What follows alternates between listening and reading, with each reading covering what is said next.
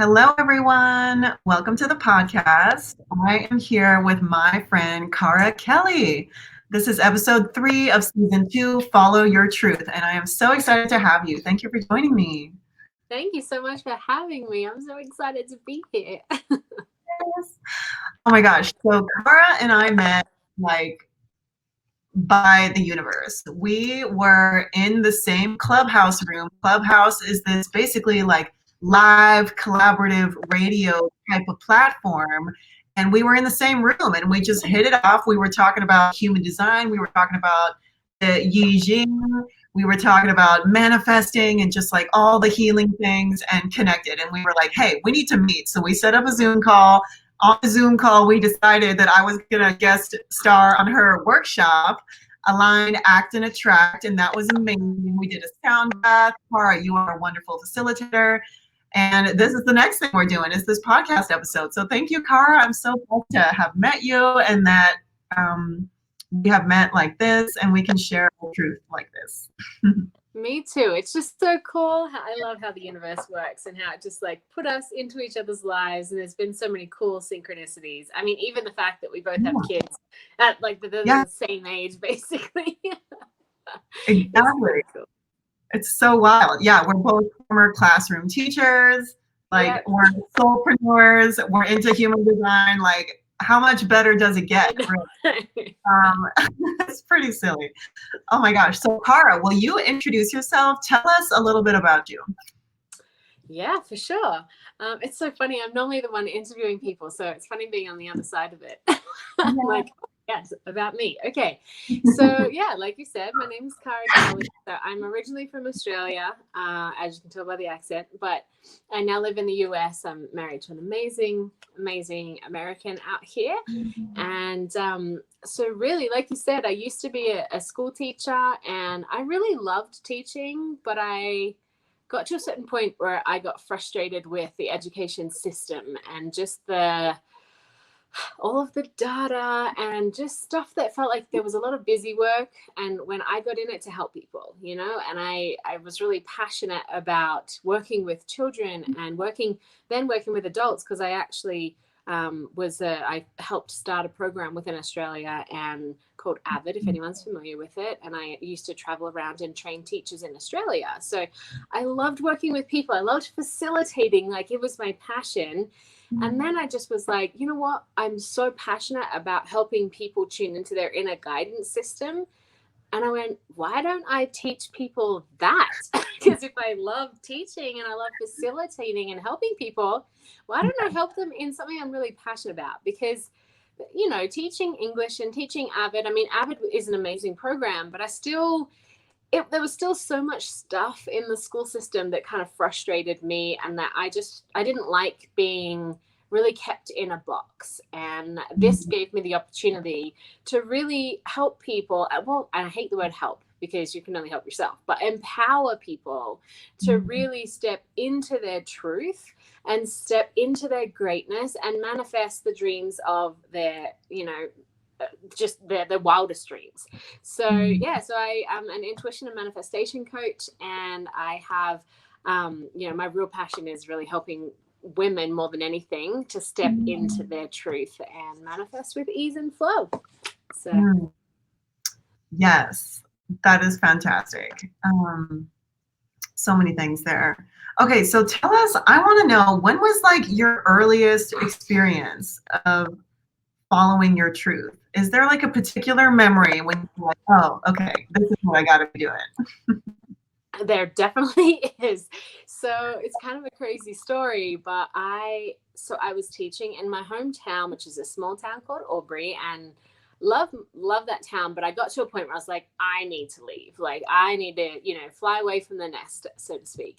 And so at that point, it's really common for Australians to go and live in the UK in particular and do a year living in the UK, often, as a gap year, but between graduating high school and going to college, or really whenever. So I didn't do that in between high school and college. And so it made sense for me to do it after I'd been teaching for a few years. So I and really it was logical. It was a very logical decision because my mum was born in Scotland. I qualified for a British passport. So I had family that are beautiful and I love my family there so much. And I could stay with family. Like, it was a very easy and logical decision.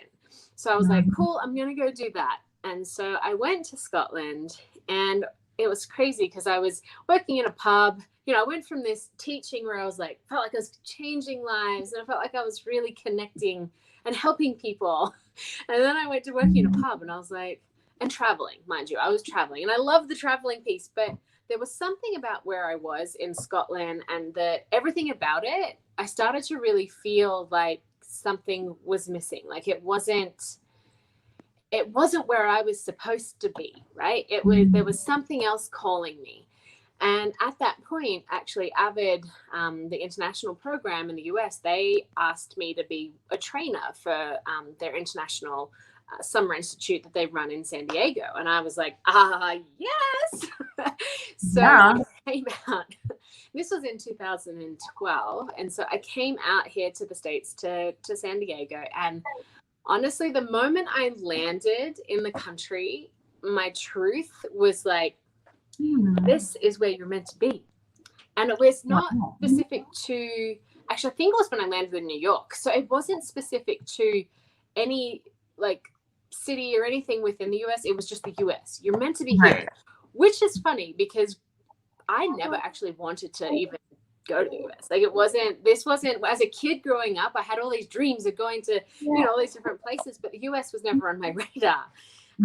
It was because of Avid that I came here originally. And then so I came here a few times because of Avid. And it was that time that I landed and was like, all right, this is where I'm supposed to be. But, you know, I went and I trained in San Diego, and it was incredible. And then I did a 2-month trip traveling the US. So I did like a camp from New York to San Francisco. Like, it was amazing. It was really fun. And what was crazy was at that point, I went, okay, all right, I hear you, universe. Like, I hear something. But I still wasn't, you know, I didn't know what that meant, because up until that point in my life, I'd made very logical decisions. I'd very much like, I kind of knew what to anticipate with each decision that I'd made. Yes, of course, you never exactly know what's going to happen because you can't control anything. But I was like, you know, I went to college, I, you know, did X, Y, Z, and it was always very kind of, very much what society expected of me and what, you know, I kind of expected. I knew what to expect. And so at that point, it was just crazy things that happened. I sent out, because the school year had started, it was in September by this point, but I sent out some emails to district directors of the Avid program in different places across the US. And the most responses were like, good luck. Basically, just keep an eye out online if there's a position available. Because getting an Avid position is also very difficult. Most of the times that's lined up well before the school year starts. Like, and so I was like, it was funny. Like, most of them were like, good luck, and just here's where you need to look. But I got this one response from a lady in Denver, and she said, and I'd never been to Denver, by the way. I didn't know anyone in Denver. I'd never been here. And she said, basically, have a look. You might have some chance. You might have some luck in Denver. I think there's some schools looking. And I'm like, never. And that's what my thought was. Never been there. Not interested. Thanks, but no thanks. Like, I'd been to Colorado, but I'd only really been to Aspen because my friend lived there. My friend from Australia. And so anyway, so I kind of ruled that off. But then just like the weirdest things kept happening. So like about a week later, my friend Cass and I, the one that had lived in, she was actually born in Aspen, but her and I were traveling together. We went to Lake Powell. I don't know if you've been to Lake Powell before or heard of it. No, it sounds great. It's so incredible. If you've never been there, it's on the border of, I think it's Utah and Arizona. And it's a huge canyon filled with water, and it's gorgeous. Wow. You don't get any phone reception. So it's just a really peaceful spot. And my friend Cass had been, it was on her list of things to do for years. So she was like, we're going to Lake Powell. We're going on a houseboat. It's going to be amazing. I'm like, all right, sweet. So the person that she knew originally had to pull the pin. So we ended up going on a houseboat with 19 people. We didn't know any of them. Like, wow. it was kind of just one of those, like, we trusted our gut, and it was one of the most amazing weeks of my life. And would you believe that of the 19 people, 18 of them were from Denver? Wow. And I'm like, Crazy. all right, I'm paying attention. Like, just I kept getting signs like that, like crazy things. Yeah, like all these little, like I could go in, it's crazy, the stuff that happened.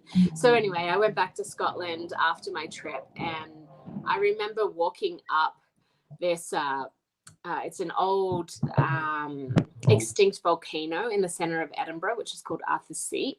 And I had one rare, beautiful sunny day in Scotland because it rains pretty much all the time. And I was going to go to the top. And I remember getting to the top. Like, I didn't know where I was going. I didn't research. I didn't have maps on my phone. That wasn't a thing. Like, I went to the bottom of it's not really a mountain, but I went to the bottom and I was like, I've got no idea where to go, but I'm just going to start walking and see what happens. And it was really, to me, once I got to the top and I looked down, I saw all of the thousands of paths that I could have taken, to get to the top. And it was such a representation of life for me that I went, you know what, I just have to trust my intuition and I'll get to where it is that I want to go.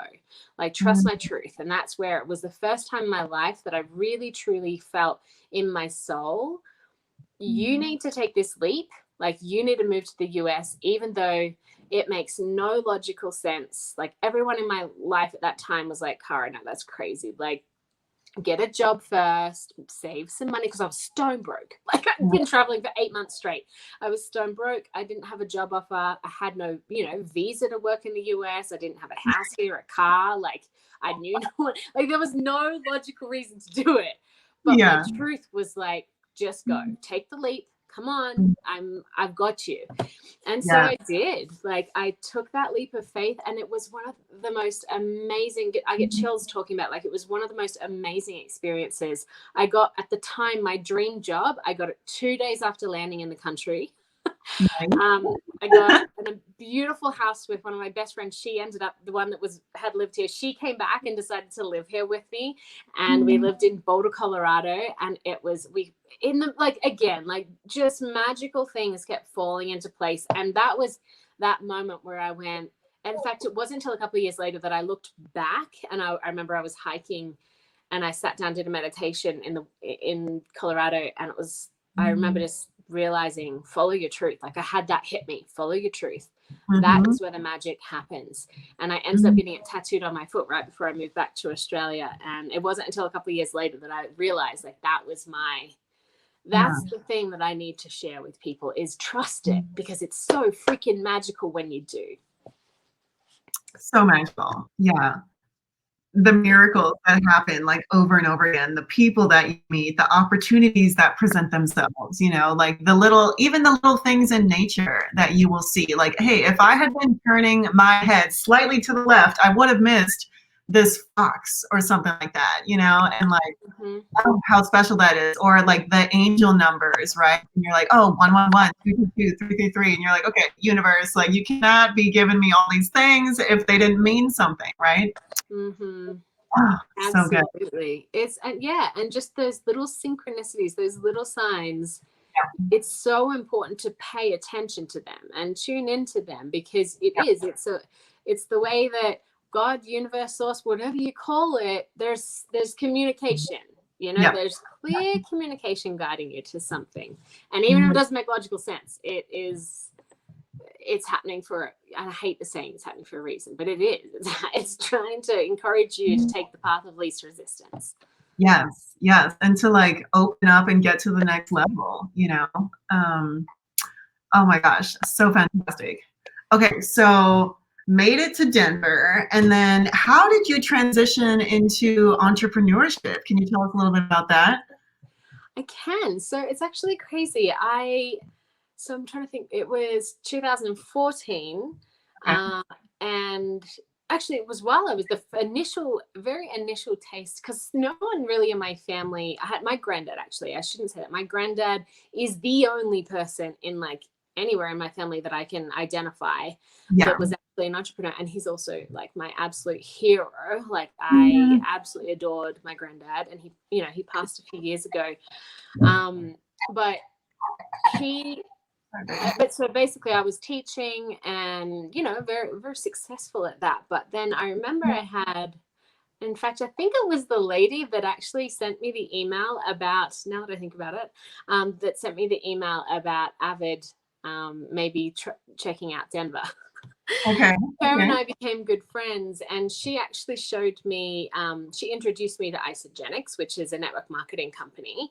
Yeah. And I tried the products and I loved the products, but I wasn't interested in selling it, right? I really loved the products. And I was like, yeah, but however, it introduced me to the concept of network marketing at that point. And I'm like, people live like this, people do this. Like, what in the world? This is crazy.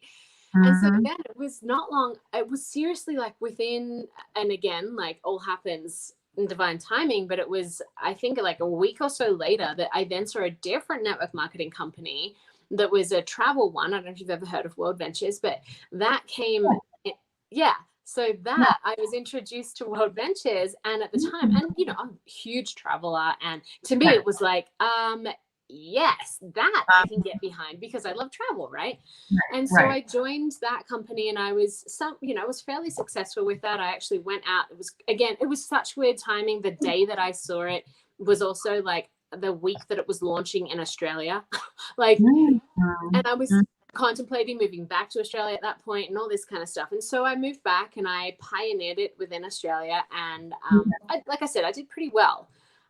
However, honestly, it was, and it really was such a great introduction to entrepreneurship for me, because I feel like I needed those kind of I hate to say that, but like the baby steps into it to sort of start like learning, like facing whether it's rejection or just, there's so much to being an entrepreneur that I just didn't know anything about, because like I said, it wasn't in my world.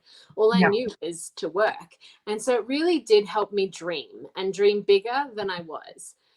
So I'm incredibly thankful for that time with that company. And it really, what's crazy is I was at an event in Bali for World Ventures when it was a really like one of their more like deeper, I guess it was the deepest training that they had. And it was then that I had the epiphany that I should be teaching people how to follow their truth. And also I had this other epiphany about this nonprofit that I was going to create. And what's crazy is that nonprofit called Pop the Bubble was what led me to my husband, which is a whole nother crazy story. But crazy.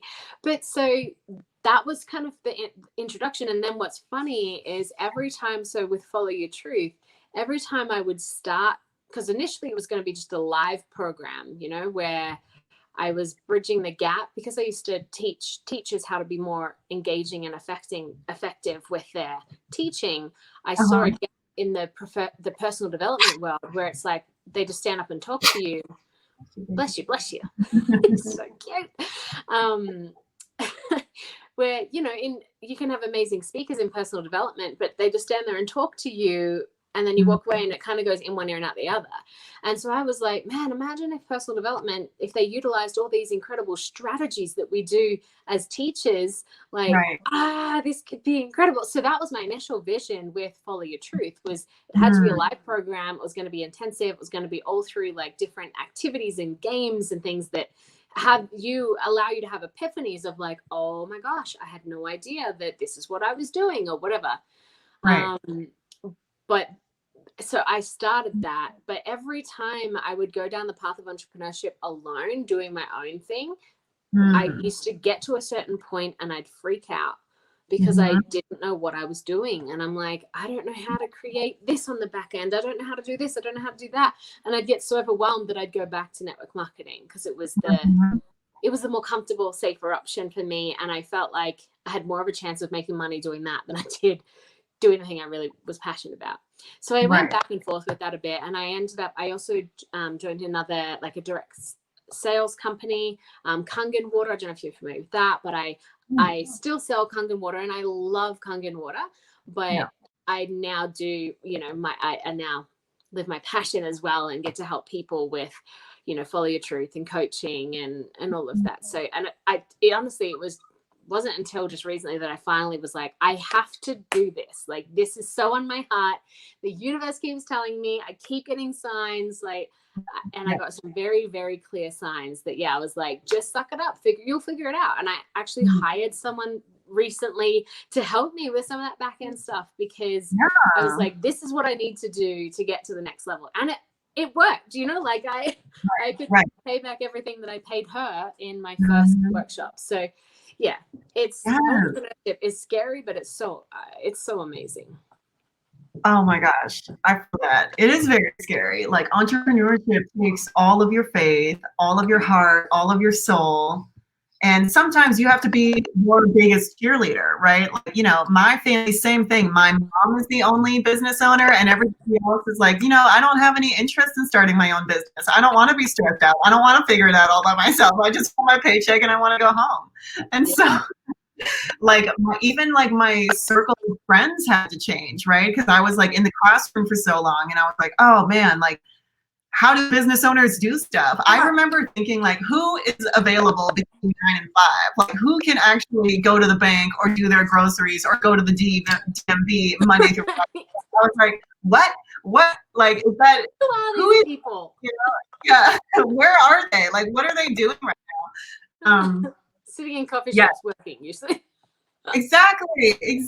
They're sitting in coffee shops. That's where they are. Oh my God. Yes, it's so true. Like, our first meeting, you were in the coffee shop and you're like, yeah, man, like, as a mom, as an entrepreneur, I just need to take my space, and I need to leave the kids at home, and I need to go outside so I can get my inspiration going, the ideas going. And it's so true. It is like the best place for me.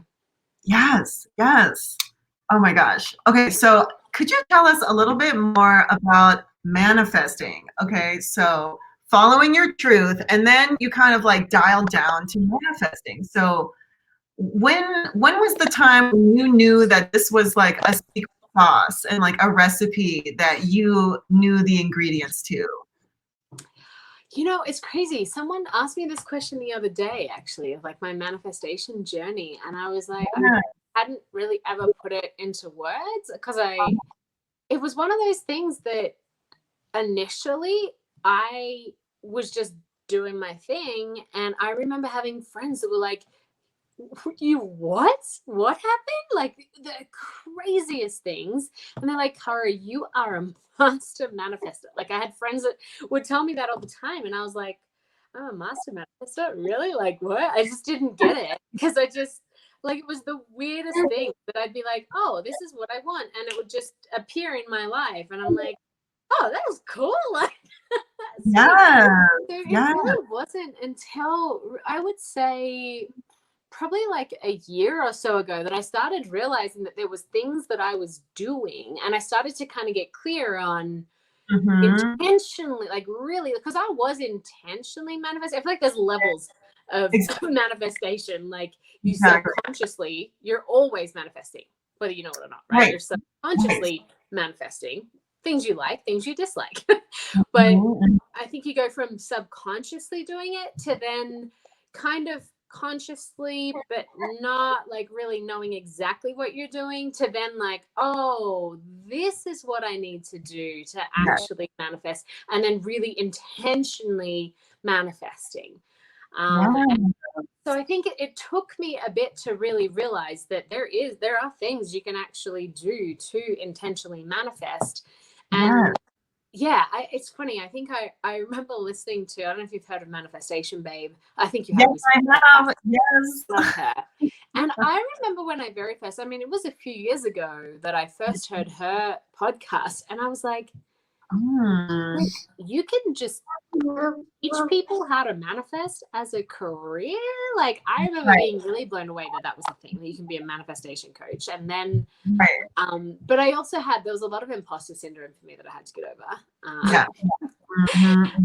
As a coach in general, like, it's crazy. Like, it was one of those things that I remember hearing everyone being like, oh, there's all these life coaches coming out that are in their 20s, and who are they to teach people about life? And so that stuck with me, and that was in my head, because I'm a people pleaser. It stuck in my head for such a long time that I had to be like, no, Kari, you know, you have the skills, you have the qualifications, you have the ability to transform lives. Like, you can do this. So it took quite a lot for me to really step into that like scary place.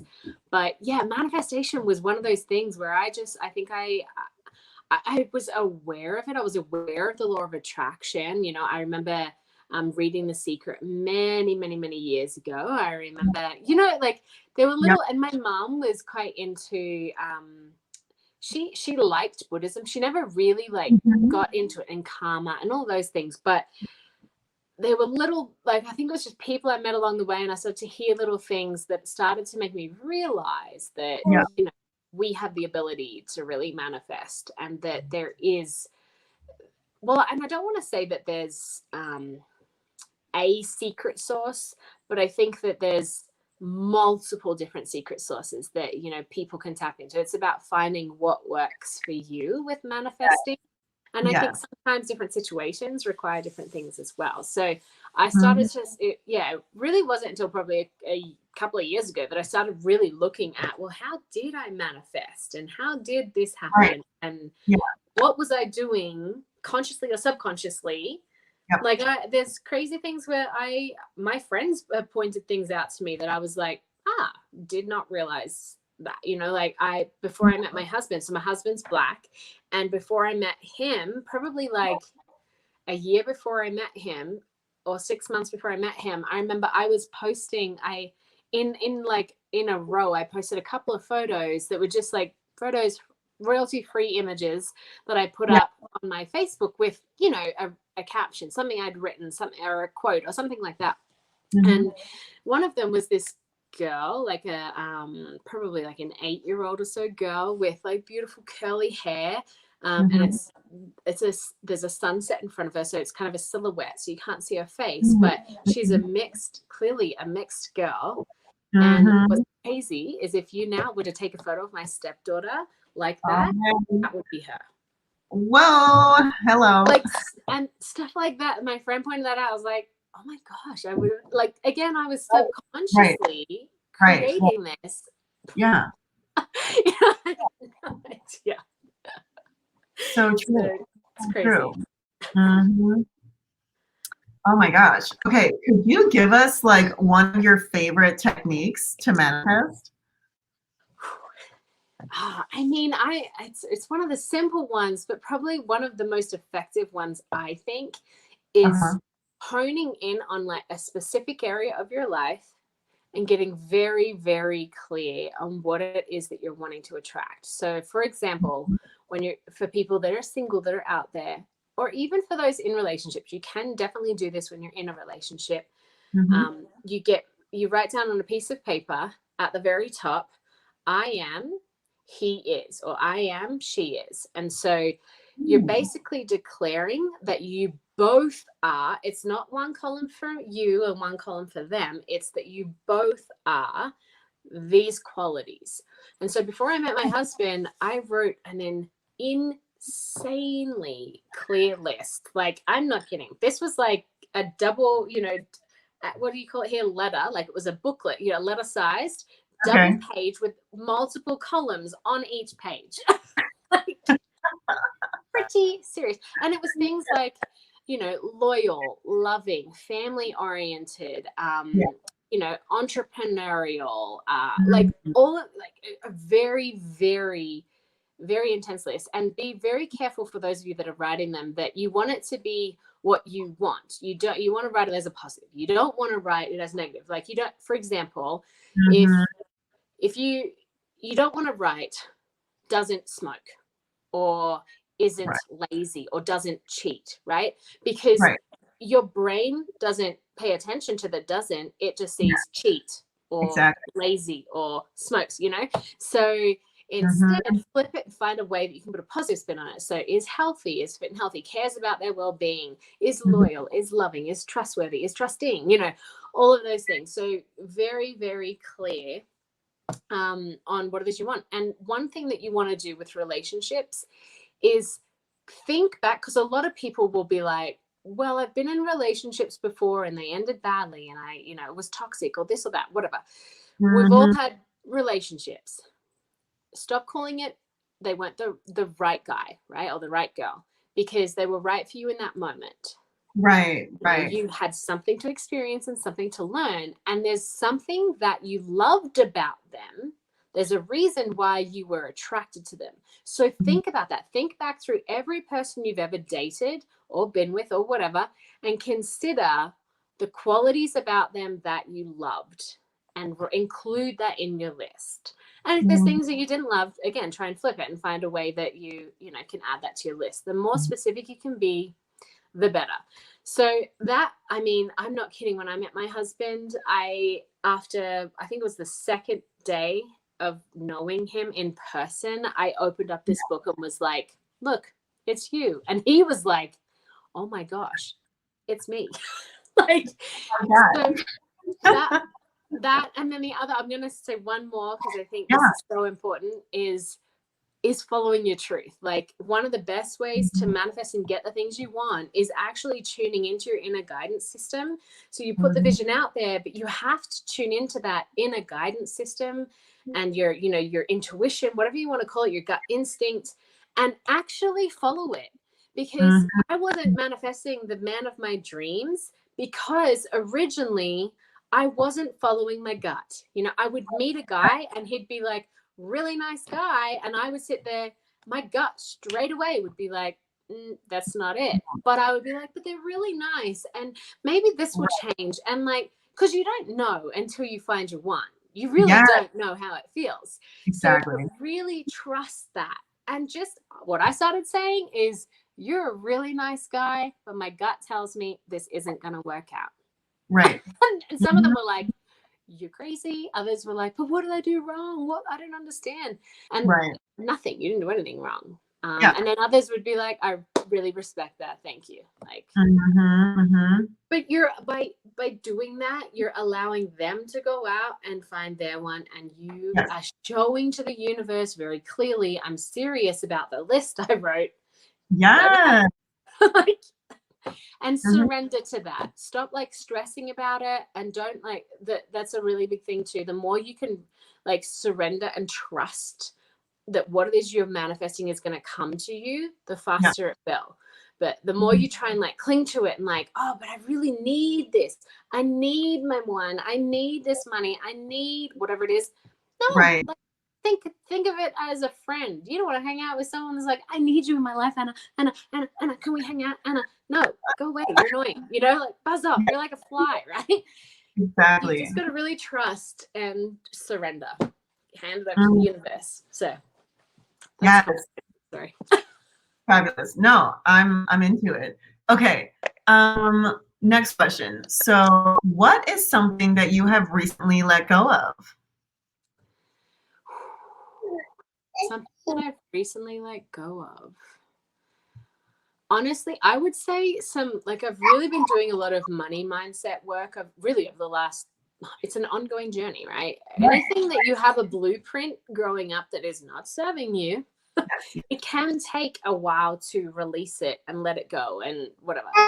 And so I feel like lately I've been releasing some limiting beliefs like around money that aren't serving me, and I've had some really big breakthroughs that's been really helpful. So that's probably what I can identify, like off the top of my head, what I've really let go of is limiting beliefs around attracting financial abundance. So. 100%, especially when we teach things that are intangible, right? Like, we're not in school teaching a curriculum and it's obvious what kids need to learn. It's like, oh, we get to create our own thing. And I feel that 100%. And letting go, I think of, oh my gosh, there's so many things I can think of, like at the moment, especially with really diving into things, just letting go of the need to like control and the need to like feel like everything is really perfect before, because I'm a bit of a perfectionist and procrastinator, which go hand in hand. They are very, very linked. So I think letting go of that a little bit too has really helped me immensely. Yeah. Yeah. And the procrastination, oh my gosh, like when you have kids, I feel like you can't procrastinate. Like Right. if I have an hour to work, I'm like, all right, I got to get stuff done. You know? Yeah. Right. Yeah. Yeah. Mm-hmm. Oh my gosh.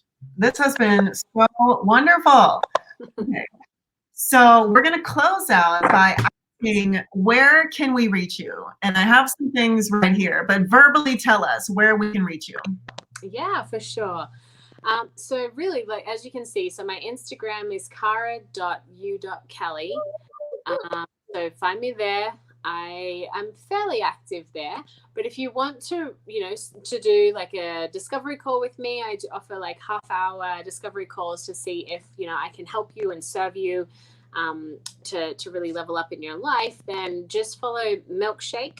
So it's as you can see that, I'm going to read it out because msha.ke/Cara,